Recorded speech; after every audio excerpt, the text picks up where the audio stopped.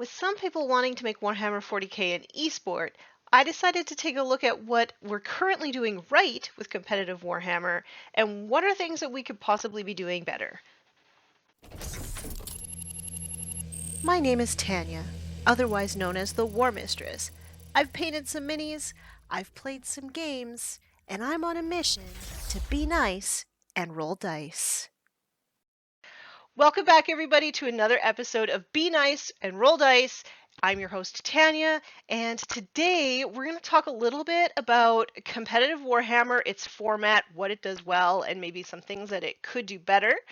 And my guest today is Mr. Adam Camilleri, and we are on the Forge the Narrative podcast together, but you do lots of other stuff as well. So I thought maybe we could start off with you doing a little introduction of who you are and what it is that you do.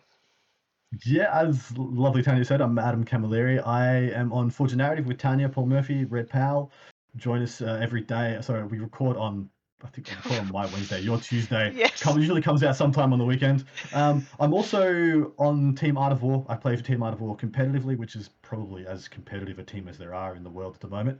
I run a podcast called Art of War Down Under, which primarily is a review podcast, but with lovely, 2019, 2021, I started a review podcast in the middle of a pandemic, so that's hilarious. So I've branched into a lot of different variety stuff. We do hopefully some intellectual and interesting conversations with notable people. I review content when it comes out, but sometimes we talk stats. I have a live faction ladder for the competitive game that I update every couple of months, so you can look forward to those ones. In addition, I also shoutcast, and I'm on the Thursday show, which I literally recorded prior to this one. So the Thursday show is your weekend hype show for upcoming events, notable events of the weekend before. So if there are any large-ish events, we'll unpack them, what factions are coming, who are the people who are high in the rankings attending, and what are they bringing. And then I shoutcast on competitive events. Like, you probably know what shoutcasting is, and I've been trying to make that into something at some point. You say that, but a lot of people, when you say, like, oh, I'm shoutcasting, they'll be like, what is that? Shoutcasting is color commentating for live Warhammer 40k games.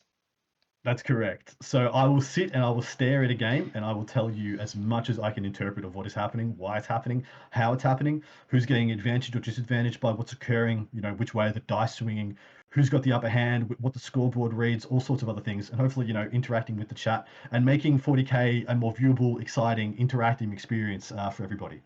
That's right. I really like your commentary. So whenever I know Thank that you. that you or Paul are actually like commentating on an event, I'll be like, oh, okay, well, I'm gonna tune in, because Love it. for me as a developing player, I find that color commentary really helps me like learn. Because the best teacher is like actually doing it on the table, like actually playing the game. But in lieu of Hmm. that, like for instance, I don't have AdMech in my local meta, then I can learn through your commentary like what is going on, what to Yeah. look out for, and that sort of thing. Exactly right. It really enables you to get some insight into the things you need to account for in your list writing, your preparation, the rules you might want to shine a magnifying glass on for different interactions. And I hope that it really gives people a leg up and firstly gaining awareness, but also just learning some of the basic tenets of the competitive game. So if we're going to be talking about competitive formats, I thought to myself, who better Ah, to get on to talk to me about different formats and different things regarding the format, and then Adam Camilleri, because not only are you experienced in ITC format, mhm. but you have some experience with WTC format, correct? Yes, been Right? lucky enough to play for my country twice, 2018, 2019. And you are quite well versed in the game, so you understand like what GW's got going on. And do you guys do anything Yeah. different down there in Australia? So usually Australia follows the WTC pretty closely, and we got Mm-hmm. a Australia's a really interesting scene. Hopefully, some people paying attention. People tuning in are from Australia. If they aren't, check it out. It's a really unique little microcosm of the game over here. It's really wacky and really exciting for its own. It's got its own flavor, and I love. I try and be something of an analyst. I'm trying to turn my hat to being a little bit more of an analyst, which is what the Thursday show has forced me to do, and really unpacking what makes different scenes different and why that is, and why different things are worth investing in or paying attention to. Like, just for example, AdMech is extremely prevalent and extremely strong in the UK. 77% win rate is what they were getting in the weekend previous to recording this. Absolutely terrifying. Whereas at a GW event in America, they got a 48% win rate. And while very small sample sizes, both of those are, the fact that there's a disparity at all is interesting. And it's worth talking about. So maybe what you could do for us is sort of break down what each of the formats are Mhm. and what it is that makes them different from one another. It's a really interesting thing to talk about in this edition as well. In editions gone by, essentially everyone was playing an actual different mission, a different core mission. The WTC, for example, was an amalgamation of two different mission types chucked together. That being the Eternal War and the Maelstrom missions from Games Workshop, which were prevalent during that time. And they were eventually like smooshed together to make one super mission that you had to be playing 3D chess to really be effective at. And that was the whole concept, was to push the boundaries and push people's playing ability, that the best players with the best preparation could get the most out of these, and everyone else could, go okay. What's happened in this edition is that everyone has been homogenized into playing the same core mission. Like, no matter what part of the world you go, you'll essentially be playing the same missions out of the same GW product, the same GW book. And that's been really, really interesting to see everybody just kind of jump on the same horse and see who runs with it further. But what's happened is now we have differentiating I guess formats, not so much because the mission is the same. So it's the same mission, but it's a different format to that mission. And only really small things change from each to each. Like there's a small WTC FAQ that changes some very minor interactional things that we're not really going to mention all that much. But it's really changed in the way we use and interact with terrain. And that seems to be the big differentiating factor. In editions gone by, the terrain was considered to be the third player on the table. Especially in 4th, 5th, and to a lesser extent 6th edition. In 7th edition and 8th edition, terrain really did not matter. It was an on or an off switch. Did you have terrain that was relevant? Yes or no? And so in 9th edition, they've really tried to inject a vibrant, exciting terrain system into it. And what's happened, though, is that we have, as the community, decided we need to be special in some way. And now we've got 3 different terrain. Yeah, exactly. It's ridiculous, isn't it? Yeah. So correct me if I'm wrong, but the WTC is like the World Team Championships, correct? Correct. Right, whereas the ITC is the Independent Tournament Circuit. I believe that those are the correct acronyms. The ITC actually changed their name to the International Tournament Circuit. Oh, very quietly, interesting. Without much fanfare, they switched that I word. Interesting. But yeah, so one important thing to know: WCT terrain, and we look up if you're willing to, and you go and look up the WTC terrain or get the WTC players packet, which will tell you how to construct the tables that they think represent the way they think the game should be played best. The vast majority of those are meant to be played as a set of 8 for a team's competition. So they're not always the best thing to be chucking down with your mates in your garage and getting a good experience all the time. Sometimes it can be phenomenal, but you need to take that into account if you choose to go that route. So what needs to be unpacked about the WTC is, it's the World Team Championship. Each nation that wants to participate sends a team of 8 players, and then those 8 players will play off against another nation's 8 players. And the 8 different tables they'll be playing on will be broken down into subsets of different density terrains. And each which will make the pairings match up and the way you pair your team matter a lot more. There'll be 2 light tables, 4 medium density tables, and 2 extremely dense tables. And so if you look at it in that microcosm, when you unpack that players pack and talk about that format, you should always have that in the front of your mind, that, hey, this might be a great table to play XYZ on, but it might not be the best player to play, or TSFW on, or whatever. Right. And now the ITC is actually moving towards player-placed terrain. Yeah, so the ITC's really got a really interesting direction with this. So terrain has been the biggest talking point of the edition. I mean, apart from talking about factions, talking about the actual rule set and as it sits, terrain has really been the thing that people think has made the game good or bad, and people seem to be very obsessed with talking about it ad nauseum. So what FLG has done, Frontline Gaming has done, and the ITC took by an extension, as they are the primogenitors of it, they've taken the onus off themselves and said, you guys place the terrain between you and your opponent. You place the terrain by certain parameters, like X. There has to be some terrain in each quadrant of the table. By quadrants, we mean your own deployment zone, no man's land, and your opponent's deployment zone must all have terrain in them and different parameters by different ones. But then you guys place them. And so it's very clever from my mind, because all of a sudden the owners, firstly, the responsibility is off them. Hey, you had a bad experience. Well, did you place the terrain badly? That's on you. But also, it's gives a lot more ownership to players. It makes a lot of different armies more viable because you get to have a say in how well insulated or non-insulated you are. Are you playing a gun line? Well, you can craft your own firing lanes a lot better. You have a lot more control. Are you playing the opposite? You're playing aggressive army. Well, you can make sure that a good portion of your army just gets to high turn one. It feels pretty good.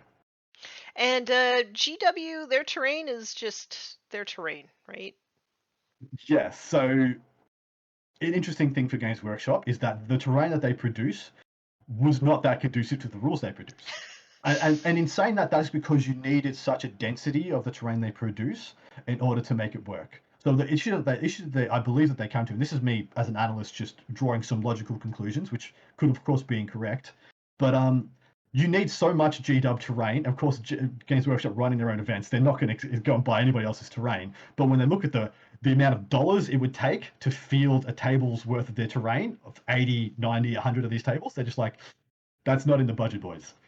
So they had to come up with a clever solution of making their terrain stretch. Mm-hmm. And of course, they bought shares in a plexiglass company, of course, naturally. Because all of their terrain now is on like a plexiglass base, so that you Mm, know if you're actually like getting the benefits of yeah, cover and all of that. Which I actually like the look of that.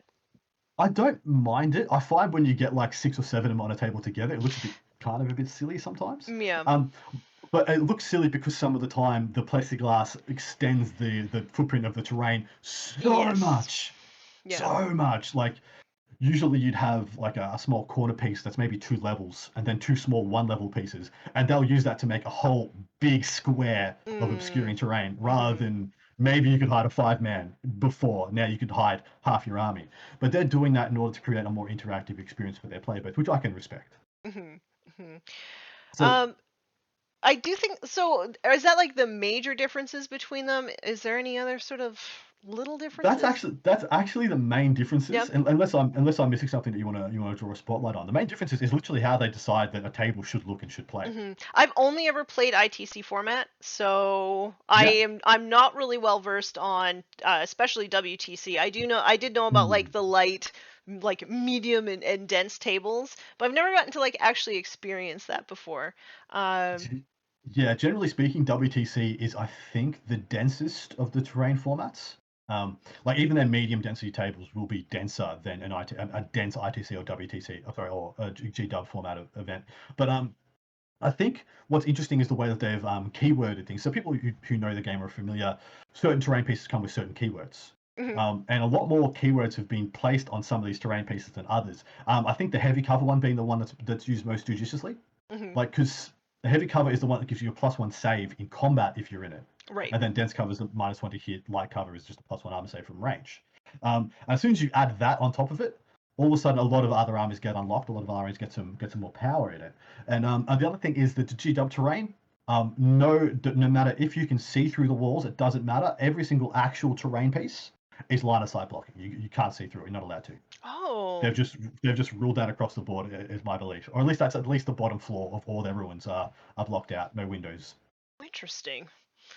Yeah, I might have to like implement that a little bit and see how that makes a affects, difference. yeah, how that affects my game. Hmm. Yeah. Well, it definitely gives a lot more agency to aggressive and melee armies, Mhm. which was the fear. People looked at their terrain and they're like, "This is really crazy open." Even when you're only standing on the plexiglass, you get Yeah. cover, but you can, most of the time you can be seen if you're on the other side of the wall. Mhm. Um, and then they're like, "Well, we're just going to make it so if you're inside the corner piece, like I said, even if it's got windows, we can't see through it. It's fine. Mhm. You just hit them." So it's yeah, it's made things a bit of an interesting microcosm itself. Mhm.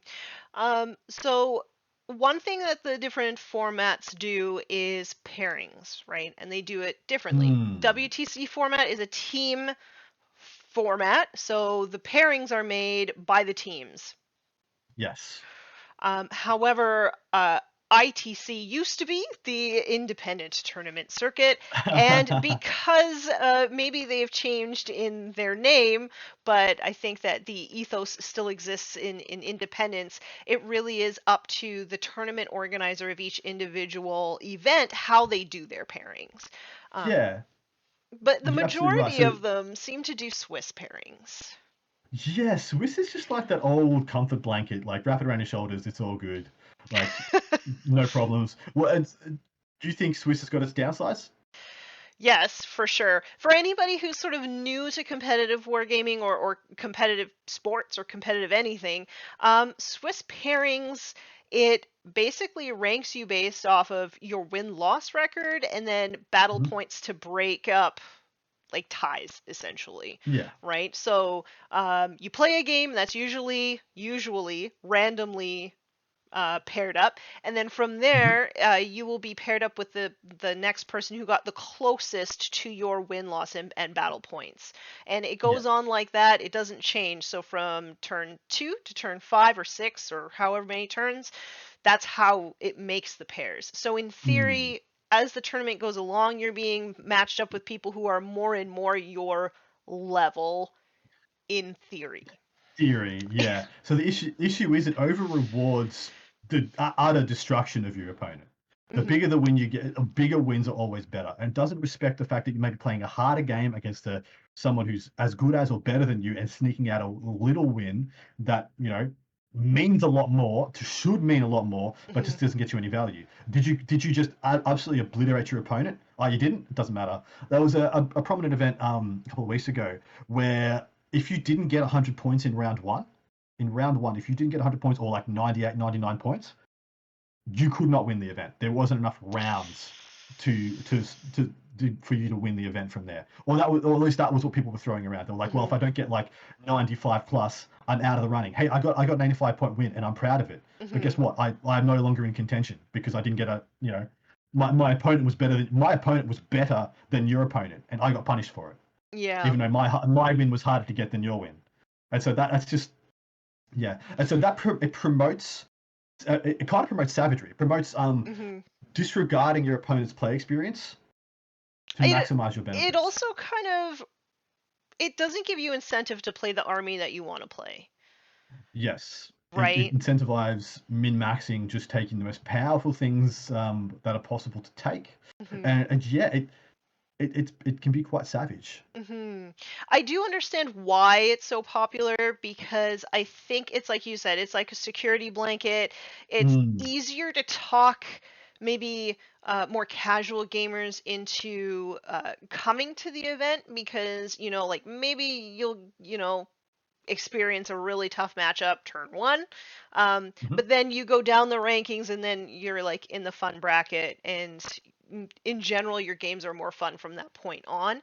Um, so I do understand, and honestly, like as a developing player, when I heard that that was how the rankings were done, I was like, Mhm. oh, that sounds like something that I could Yeah. do. So I do Well, understand why so it exists. the other side of the coin is it gives a little bit too much. We had the conversation on FTM. We talked about submarining. It actually gives a lot of power, a little bit too much power to the player to manipulate their scores. Yeah. So So if you there's you go, there's people who are not going to know what submarining is. yeah. Do you want to unpack it? Yeah, I mean, I've never done it before. I have. But as I understand it, it is like willingly getting less points so that you don't get matched up with as good of a player in the next round, right? So it It's kind basically of gives it's you yeah. the agency to determine when you're going to play the best players. It's manipulating your end result or manipulating your score in order to change your position in the rankings to dodge, avoid, or do whatever. And it's to me it's been a part of the game forever. In fact, when it became a controversial topic, I was like, why? Like, if you give me the ability to do this, it should not be disincentivized for me to do this.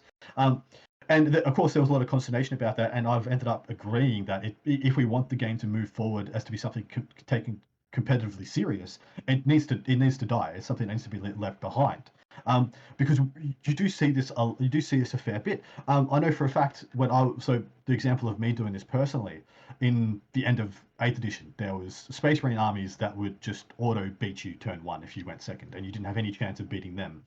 And I wanted to play them as little as possible, And I knew they would get big scores turned rounds 1 and 2 and 3, and so I tried to get little wins rounds 1 and 2 and 3. So I played less of them, and I mean, I had such noble, objectives out of it. I thought I'm just going to enjoy playing my 5 or 6 games more if I play these guys less.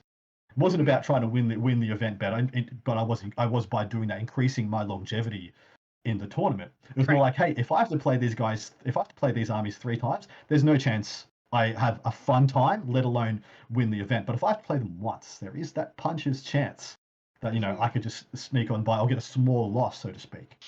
And so that Mm-hmm. was the concept then. But now it's becoming a bit onerous. It's becoming a bit slap you in the face with my submarining. Ha ha ha. Nothing you do about it. Yeah, I feel like I agree with you that it probably is done quite a bit. I think that the problem lies when it's quite obvious that a player is doing it. Mm, It just feels like really disrespectful, I think, to your yeah. opponent because Well, you're basically like manipulating them. Um, it feels like a lie. It feels like you're lying to your it's opponent and Well, I think if we're going to take these things competitively seriously, we need to start talking about things like spirit, what is or not in the spirit of the game. mhm, And I don't think submarining is in the spirit of the game. I don't think Um, so either. you're standing at a table and you've got a social contract with someone across from you to try and give them the best possible experience, as Mhm. well as whilst you try and meet your agenda. And Yep. for competitive players, that agenda is winning the game, progressing in the event, getting whatever your end result is. But at the same time, I'm heavily invested in making sure you enjoy playing with me because I want to see you at the next event, and so on and so on and so on.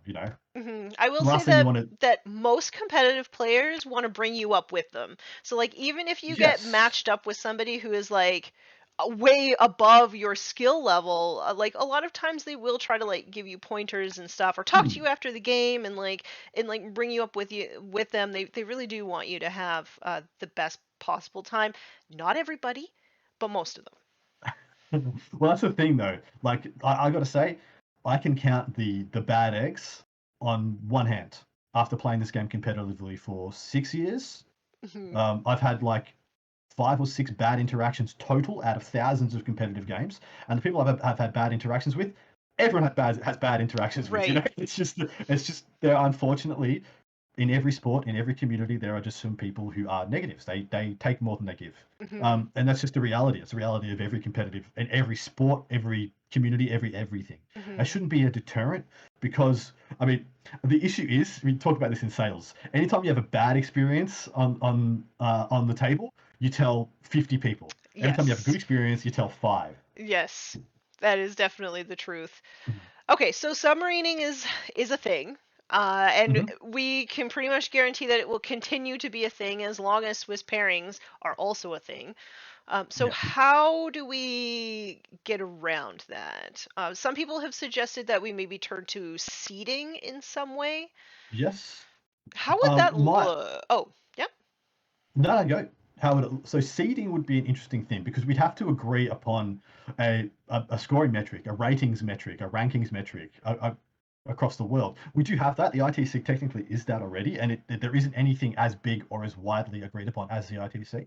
But if we were to do that, what do we do it like what? Tennis would be the closest comparison, I think, for that user seeding, across all their major events. E.g., if you're in the top ranked XYZ number, you don't play until day 2 or day 3 of an event is it because that would be the logical thing, and that would make a lot of sense with some of the other formats we go into. We look at another tournament format is it's kind of, it hasn't really got a name, but it's kind of the bracketed format, Hmm. where it's kind of it'll be a 2 or 3 day event, and the first day, literally two or three games of the first day is just to seed you into a bracket of your peers by dint of the scoreboard you had at the end of that smaller event, and then you'll start a new event in the microcosm of that bracket.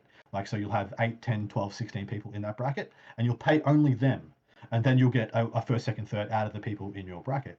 It's really good for giving a lot of different people agency and feeling like they had to have a go. Because after day 1, if you got your ass handed to you, technically you're only playing people that had your asses handed to you, and you're straight back in it. So you actually get the bonuses of Swiss pairings in that Hmm. way, right? You are still matched with Yeah. people who are like about your skill set, but it kind of like resets, and then you have like a new goal that you can go towards. Yeah, yeah, and then you stay within that microcosm, within that little meta, and you play around in your own little kiddie pool, and everyone's in their own little kiddie pools, dependent no matter what they did, or how well they went. So yeah, I think that's another exciting format. So did you, the seeding thing, is that how you think of it? Because I think of it like tennis, or is it you got a different example?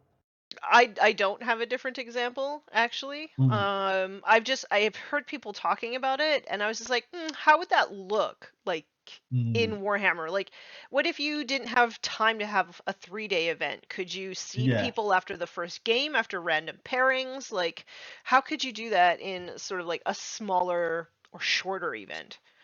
So there's another format that we play over in Australia a bit.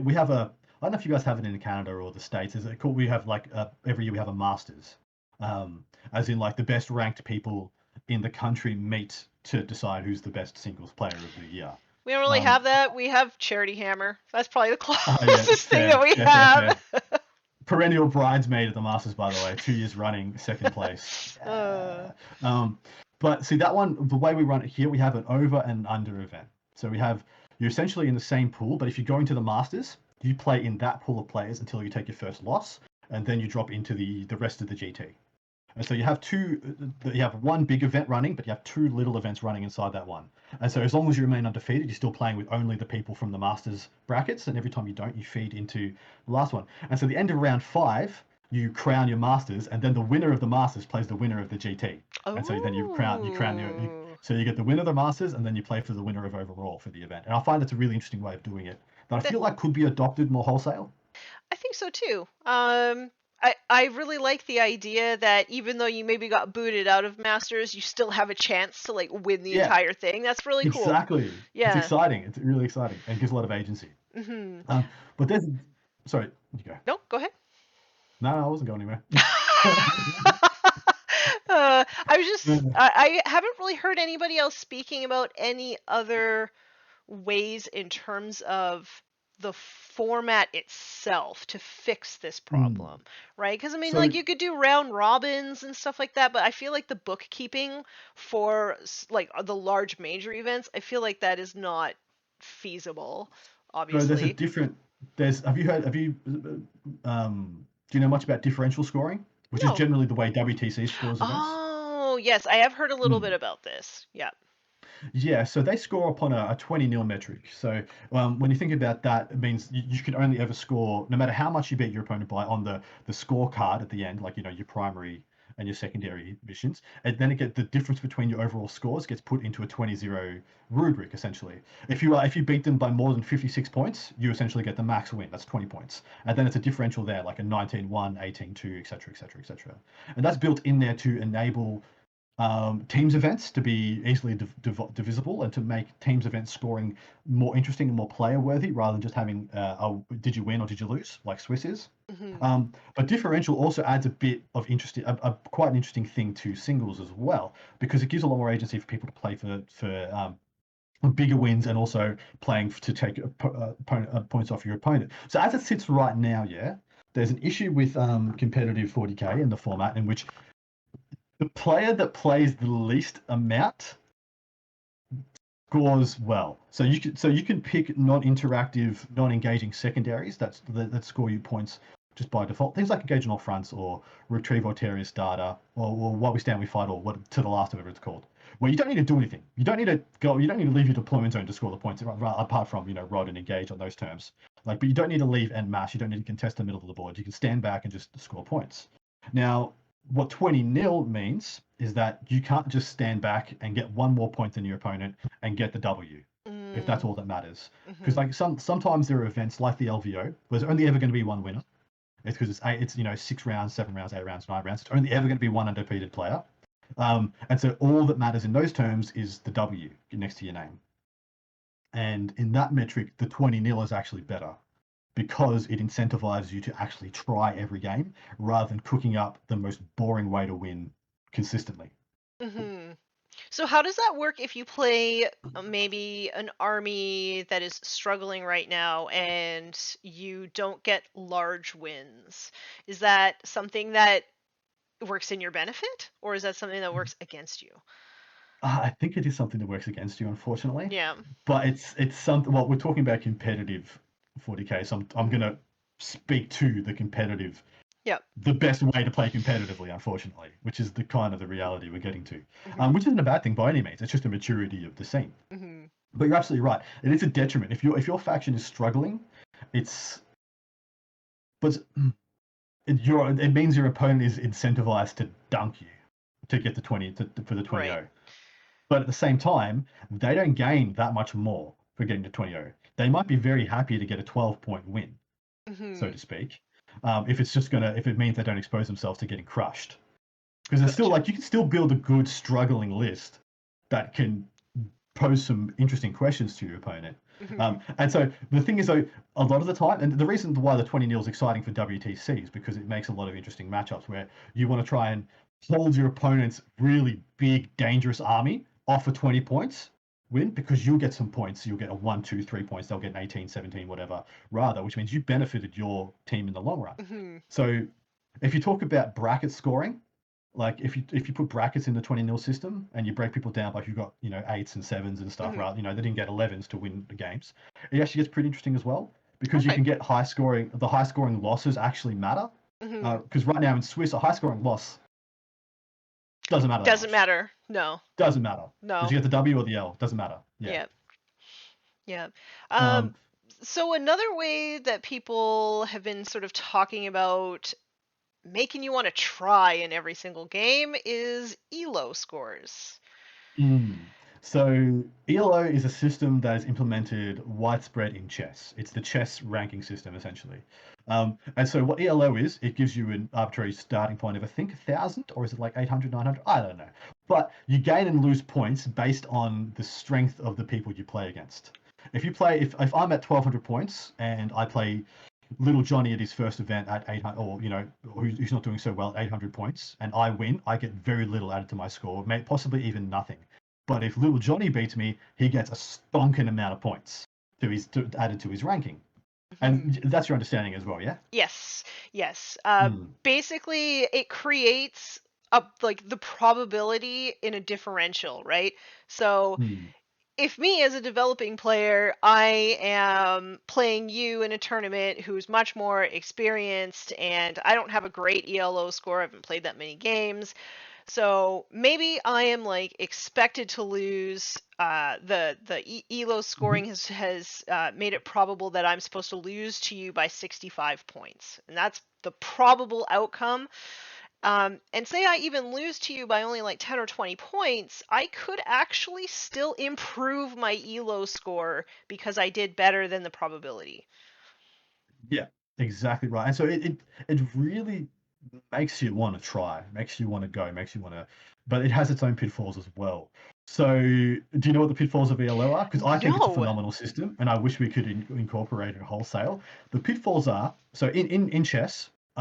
What I think it's 2,100. I'm just going to quickly Google it actually. Um, what is a Grand Master ELO ranking I'm interested in actually. chess. So this is the theory. So it is 2,500 is a grandmaster in chess. That means you are a god of chess. Yeah, Mhm. a god of chess. The issue that they found in chess was that as soon as people reach a really high, like grandmaster level uh, player, they will stop playing.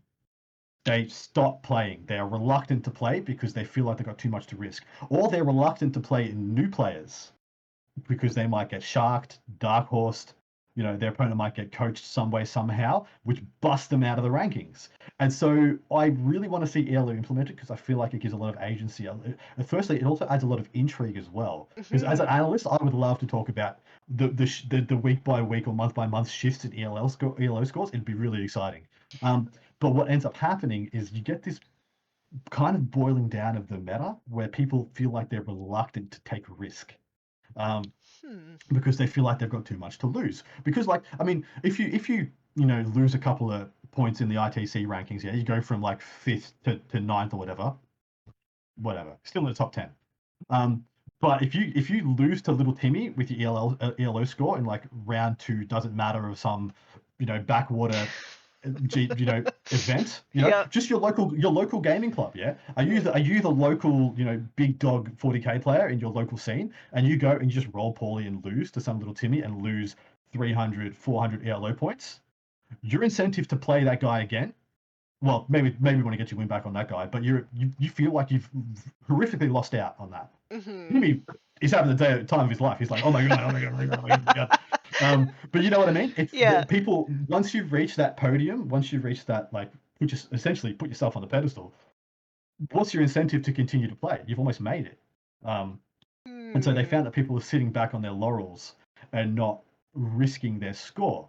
Now, where ELO makes the most sense is where kind of conversation is getting to, is it time to have an actual professional circuit? Because that's where ELO is at its primo, absolute prime. When you have just a microcosm of the best people who want to be there, it really gives you a lot. It really adds a lot of spice and a lot of excitement to matchups. Okay, so a pro circuit. Yeah. I think that it could be okay. So as a developing player, I think that it could be really exciting because it gives you something to strive for, right? Mm-hmm.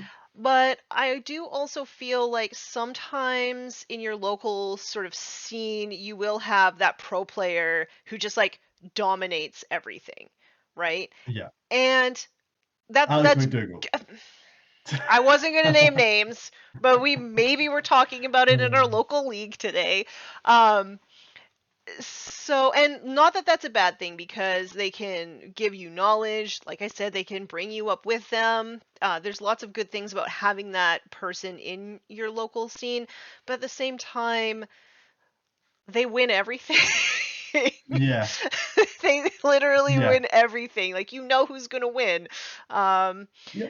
So, and I think it's time also to reward people who have reached that like grandmaster state of play in giving them something else Well, that they can strive for. the controversial thing that came with the submarining was a gentleman in the UK was very blatant about it. He didn't think he was doing anything wrong because he was playing within the confines of the game, even though by a code of conduct that we have adopted almost unanimously, he was not playing in the spirit of the game, as in not trying his utmost to win. He was essentially nearly tabling his opponent and then running off the objectives to not score points. Yeah. Letting units die in reserve, refusing to put them on the table, etc., etc. He was really waving the flag of, hey, I'm manipulating things to my advantage. Right. And as soon as I heard about this, I'm like, we need a pro circuit now, because if he's good enough to do that, he should have his own, pool to go play in. He should be, that stuff shouldn't be hot take. He should yeah, go for it. Hot take. If he's good enough to do that, he's good enough to hide it. Dude, literally, I never talked about the fact that I did it until this topic came up. I never mentioned it. It was an unspoken thing that kind of everyone did to some extent at some point. Like, I don't. I'm want to not play saying this guy it's good. I'm not saying it's good. I'm not saying everybody should go out and submarine and all that. I'm just saying, like, you do owe it to the person across the table from you to treat them with a little bit more respect than that. Respect. Don't pull your punches. I mean, sometimes I'll, like, if someone's going to make an obvious mistake and here's the better option, I'll be like, you should probably just do that instead. And sometimes I feel like a dick. I feel like I'm pampering or being condescending. But then, they kill my unit, and I'm like, well, maybe I shouldn't have. Maybe I was being a dick to myself. But with this, so like I said, if there are legitimately professional players out there, their job is to play 40k, make content, and be good at the game. They should get to go and do that against other people that do that. Maybe not always, but they should get to do that if they want to. If you want to just go and play with those guys, iron sharpens iron. Really, Mortal Kombat it out. Maybe you can run the Mortal Kombat theme track after this bit. That not if I amazing. Not if I don't want an NDA, so I can't. Oh, true. We'll just have to do our own rendition. Yeah. But those guys, if they're good enough to do that, if you're good enough to be a professional player and make a living out of this, I want to know which one of you guys is the best. Yeah. Go for it. Go. Come on. As somebody who enjoys watching high level Warhammer 40k in live games as well, like, I want to see that. Well, so I'll speak to you as a caster, as somebody who shoutcasts, and so a lot of time I have a lot of ability to pick which games I cast at events for at least the first couple of rounds. Mhm. And I'll never put on those top players in the first couple of rounds. Firstly, because the game's usually over in 2 turns, where that top player beat the non-top player. Mhm. Who would have thought? Yeah. The guy who literally does it for a living beat the Yeah. guy who plays twice a year in his garage. Right. What are the chances? You know, surprise, surprise. I'll pick 2 people who I think have interesting armies. It's a good matchup that I think will be engaging and exciting for people to tune into. On top of that, it shines a light on some of the absolute legends of our community that might not get all the limelight because they don't have a podcast or a bunch of people paying for their content, or in my case, a bunch of sycophants. Yeah. Bang, bang. Gotta get him in there somewhere. No. Way to dunk on your own fans, Adam. I got to give him some. I've been talking to Peter the Falcon too much. He just puts out too much hate. Is there such thing as talking to Peter too much? He does bleed over into you. He's like the symbiote in Venom. He takes over. That's not so bad. I don't think it's so bad. It's a good comic book series. I haven't watched the movie yet. Was the movie any good? I don't watch movies, so I don't know. Fair.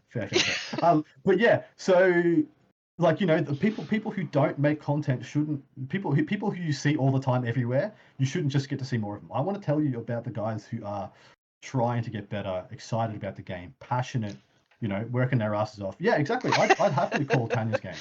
Oh, you wouldn't be able to. This mouth, well, you can't. I know how I know how much work you put in. I know, and so, you know, you should get just as much limelight on you as the Nick Ninovardis of this world who've won everything, been everywhere. I don't need to see him beat, you know, Brian two events a year, Brian. You know, Yeah. But you get what I'm saying? I do. And so yeah, and then I also, that was the other thing, is that if that guy's good enough to do that, and I feel this way about those pro players, surely eventually we just give them a circuit where they get to go and play their own little sandbox. Mm-hmm. So how do they get their pro card? Do they just we take their ELO score, and once they get past Grandmaster, they get a pro card? Yeah, it would be a case. I think if I was to say right now, I wouldn't implement ELO. For everybody, I'd implement ELO for that circuit. So everybody starts off the same, and then everybody fights it out. And then at the end of that circuit, you take the next top guys from the ITC rankings and the lowest half of that circuit from the previous year, and put those guys in, and off you go again. Mm-hmm. Assuming everyone wants to go again, people can drop out, jump in, whatever they want. Mm-hmm. But yeah, that's how I would run it. And naturally, you can tell I've given it some thought, so it's a thing on my mind. All right. So what could be the bad parts about having a pro circuit? Okay, so the pro players, the people who give this the most time, are some of the best players, are not always the best representatives of the game. They're not always the best PR, the best. I mean, beautifully, this is a community for everybody. I will say we attract people of all sorts. All sorts. Some people of all shapes and sizes, and we love you all. Please come in. There is a place for you here in this community, and you can make of it what you will. It's a beautiful thing. At the same time, this is a nerd community. This is a nerd community. We get people who have different varying abilities, handicaps, social awareness, or lack thereof. Or lack thereof. Communication. You need a lot of communication to play 40k. Some people may be exceptionally good as a player, but a poor communicator, and therefore could run into problems. Some people might have mental health issues, disabilities, whatnot, everything. You're all welcome. Come get involved. But in saying that, some of the biggest and most erroneous, kind of Watergate moments have happened from top players. And so there's the first thing. There's the first issue. Second issue, as soon as you divide these two scenes, the scene can sometimes get cannibalistic. People start pointing fingers. They don't deserve to be there. They don't deserve to be there. Or I'm better than them. I'm worse than them. X, Y, Z, blah, blah, blah. And on top of that, you'd actually need a really active committee, centralized governance. Somebody would have to run this very well and be accountable for it. Yes, because as it stands right now, we don't really have any sort of governing body, right? We have different things that do different things, but nobody that does all of it, right? So GW makes the rules, WTC makes a pretty good FAQ, and does like the Olympics of Warhammer, so to speak. And then the ITC don't do much these They days. they just Have a keep rank. a bunch of stats. And they have the rankings. Yeah, ITC has Yeah, the rankings. yeah. But so in ages gone by, the ITC's conception was to make a non-playable game playable with seventh edition. And I can't remember if they were much of a hand in sixth edition. I think they did show up in sixth, but seventh edition they really took over, and their FAQ and the way they governed the game and helped you play the game really turned the game from something that was not playable into something that was bearable. It wasn't Hmm. great still because it just wasn't. But in eighth edition, they really took their foot off the pedal because they got word from GW that GW was going to do it. Now GW is that check and balance on the meta of the game, and now that Hmm. they're stepping into the tournament running thing, possibly they're going to be willing to bring on a thing of governance. But as it is right now, it's a one-way street. GW's just like, this is how it's going to be played. Oh, what about this, and this? We'll just make some arbitrary rule. The judges will make some rulings on the day, and we will not be beholden to them in any way, shape, or form. And that's how it is at the moment. Hmm. Yeah. So with all of this sort of in mind, that we don't have one sort of governing body that does it all, do you think Mm. anybody right now is sort of poised to be the best option if anybody was going to be like, we're going to be the governing body and take care of all of it? So WTC is the WTC committee is a governing body for the WTC format, and they have an FAQ. They will actively respond to queries and questions if at all possible. Depending on how available they are, and they have an invested interest in making the WTC run and work. And that all their FAQs and all their things and every piece of work they put in is to make sure that when they get to the WTC, there's as little issues as possible. Most of the issues with the edition have been thought out, and everybody's familiar with what they're expected of. Hmm. Um, if GW was so at this point at the game right now, where GW has had such an active hand, GW would either need to do it themselves or endorse another party to do it. Hmm. Is the way I see it right now. Either GW, yeah, because I don't think anybody is going to buy in enough from an independent source that isn't Games Workshop at this point. Now that they're running events and they've been so active in 8th edition. Hmm. The number one thing that I would like to see from a governing body is a training program Oh for yeah. like refs Mm-hmm. and like TOs and stuff like that, so that they have the resources and support that they need in order to make the big decisions during the day. See, I heard that was being done about like 2 or 3 years ago, and I haven't heard a peep of it since. I heard that Neil Kerr, who's the head judge of the WTC, and a bunch of the head judges of the ITC, of the LVO, by extension the ITC, got together and were trying to work out a packet and a way to create a semi-professional, professional level. If not you're being paid, at least you'll be at the quality level to do that. I'm not quite sure where it went to. The standardized thing I thought they were trying to cook up. um, I know there's a lot of Facebook groups and Discords to that purpose where judges can talk to each other. so I used to play a sport that was a very grassroots sport, and in the end, a bunch of skaters, because it was roller derby, had to come together to create their own governing body. And one of the things Mhm. that they had was a training program for referees. And it worked okay for a while, but I think that it just became like so much work and unruly. And Mm, because it was all unpaid positions, so it was like for skaters yeah. by skaters. um, it never really it never really sort of like moved past a certain point. um, and I think that Well, that's the problem with a lot of like board of directors style exactly groups. right. Like they Mm. kind of get like stuck in the bureaucracy of, well, we all have to vote on it and all of There's that. there's very few words and things in this world that I'm truly scared of, and the word committee terrifies me. As somebody who was the president of their local roller derby committee for 4 years, I will uh, tell you it is really difficult to get anything yeah, done in that format. yeah. I really You applaud need people who can do it and not lose their sanity. if we're going to have a professional circuit, should be a professional level of governance, and that's the expectation. As it is right now, we're at that point. We have 1,000 player events. We have routinely have 100 player, multiple 100 player events. 600 player event is the largest we've had during a pandemic. I still think 600 during a pandemic is pretty bloody good. Pretty bloody good. It's probably only going to explode from there. So I think we're almost at that tipping point, and I think we've got enough players to make it work. It's just whether we're willing to go down that road, whether we're willing to make it happen. I don't really mind if we don't. I wanted to, but I'm not unhappy with the way things are now. I am unhappy that the community Yeah, we managed to agree that we're going to play one. We're going to all right, everybody, all right. Let's all play the same mission. Everyone's like, yes, let's all play the same mission, and then immediately made everything different. And we're just like, why do we all have to play on different terrain? Why do we all have to? Yeah, yeah. Can we just? I mean, they ruined all the good work we were doing by playing the same mission by making everyone play on completely different format tables. It's just Uh, hilarious that we still managed to special snowflake the crap out of that. I mean, at the end of the day, like maybe having multiple governing bodies is all right?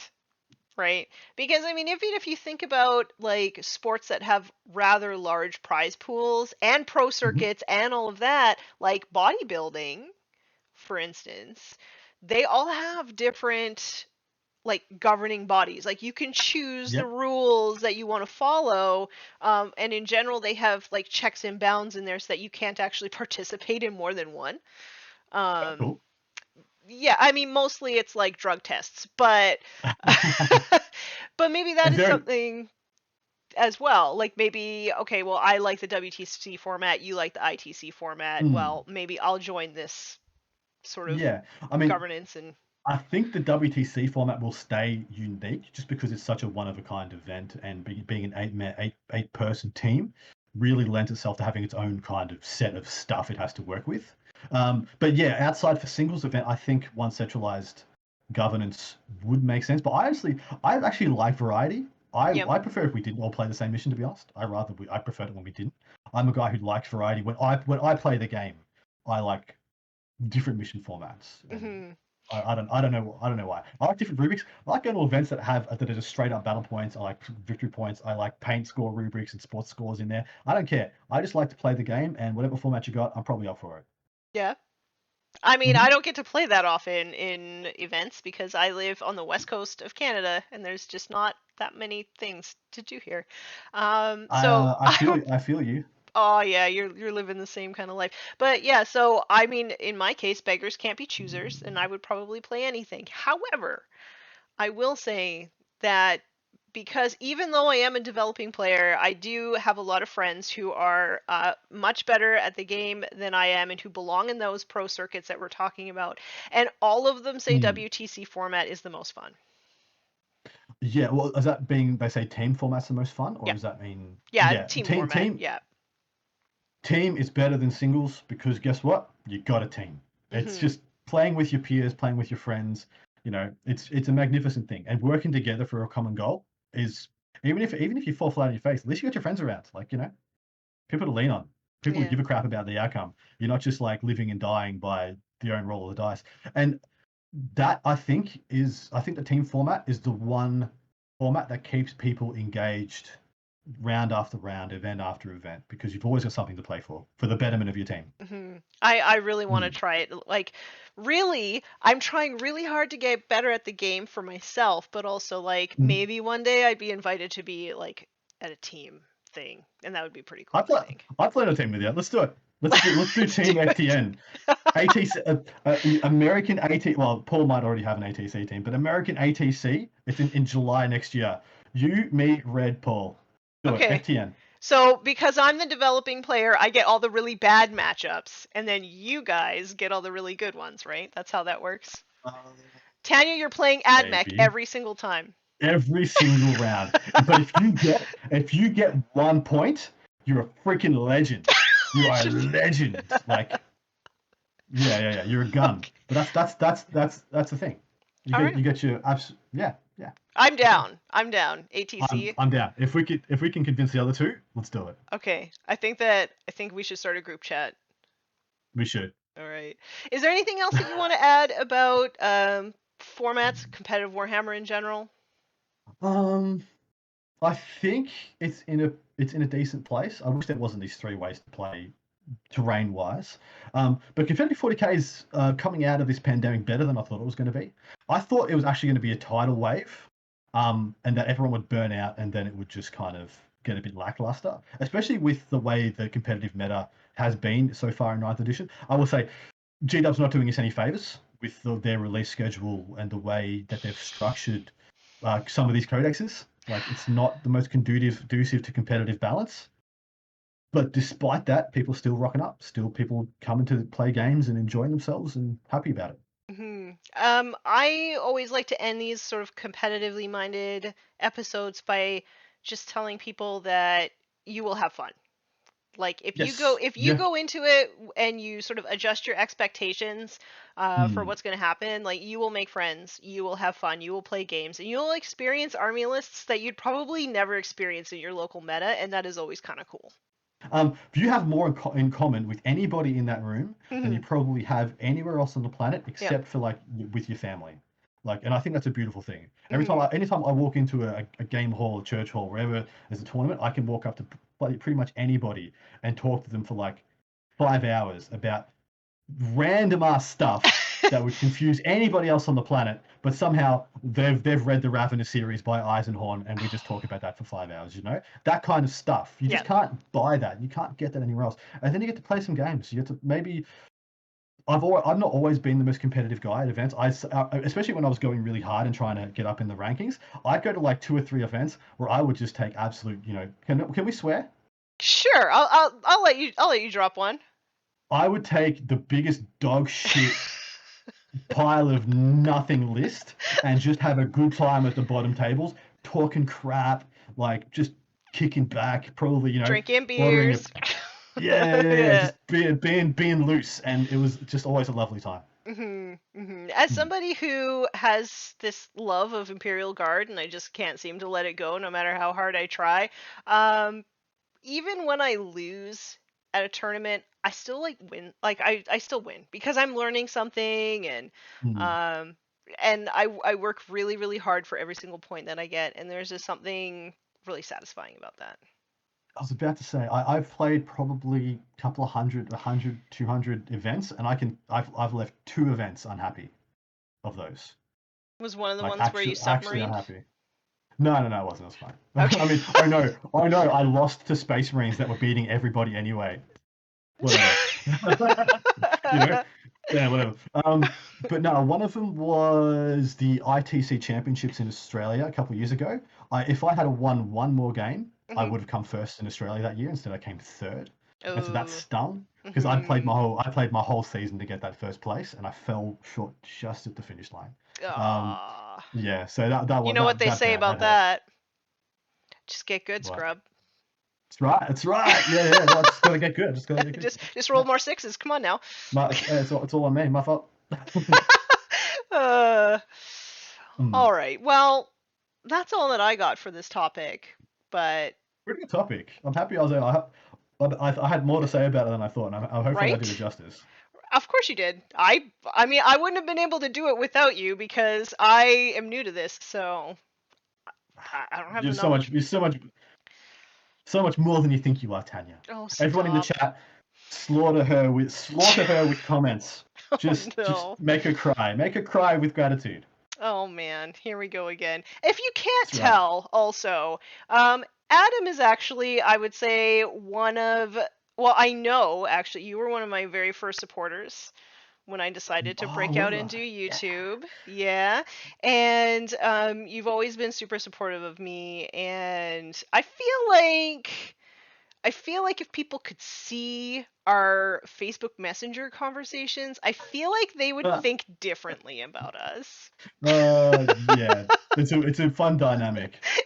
I remember when you started and you were trying to buy a new webcam, I think, and you were Yes. like, "I will send you stickers, please. Money for webcam, please." And I'm like, "Ah, okay, here you go. Yeah, Yeah. good for you. Go get them." Do you know why? It's because you had guard stickers. I'm like, she plays guard. Have some money. Make I do content. play guard. Good. And you know Good for what? you. I got that second camera. Mm. Hey. You know what though? Paul gave me the first camera.